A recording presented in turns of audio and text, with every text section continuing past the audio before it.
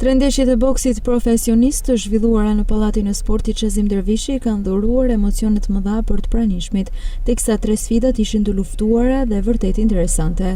Takimi që ka hapur mbrëmjen ishte ai në mes zviseranes Igel dhe kolumbianes Reyes. Igel bëri një ndeshje shumë të mirë duke mposhtur Reyes me nokaut në raundin e dytë. Pas kësaj sfide radha ishte për boksierin Alban Beqiri për të ngjitur në ring, teksa ai kishte si kundërshtar spanjollin Casado. Në fund të 6 raundeve, gjyqtaria me vendim unanim shpalli fitues Alban Beqirin, për të cilin ky ishte suksesi 15 në boksin profesionist. Ndeshja e fundit ishte ajo në mes boksierit shkodran Senad Drini dhe Gjermani Schwarz.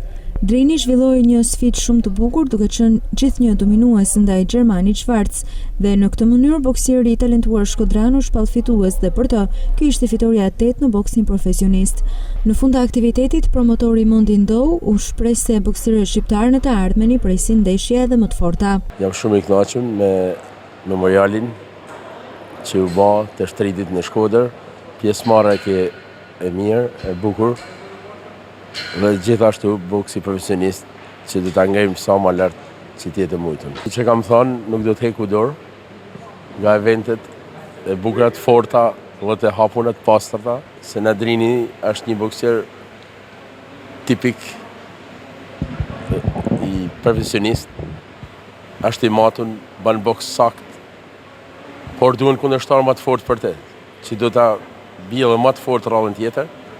Dhe do të keni një spektakël të jashtëzakonshëm, sepse është një bokser është shumë vështirë të arrahin në Shkodër, është shumë i vështirë si bokser. Andaj ne duhet të japim më shumë edhe një bokser më të fortë për të, që ta shohim deri ku shkon. Edhe dy boksierët Alban Beqiri dhe Senad Drini u shprehën të kënaqur me fitoret e tyre në ring. Rëndësishme është fitoria, dëmtimet nuk më bin mend, pasi nuk është hera e parë që dëmtohem. Jam gjithë jetën i dëmtuar, po në përfundimi gjithmonë fitus, edhe kjo është më e bukur. E prisja është kundërshtar shumë i fortë, e kam pa edhe me ndeshjet e tjera.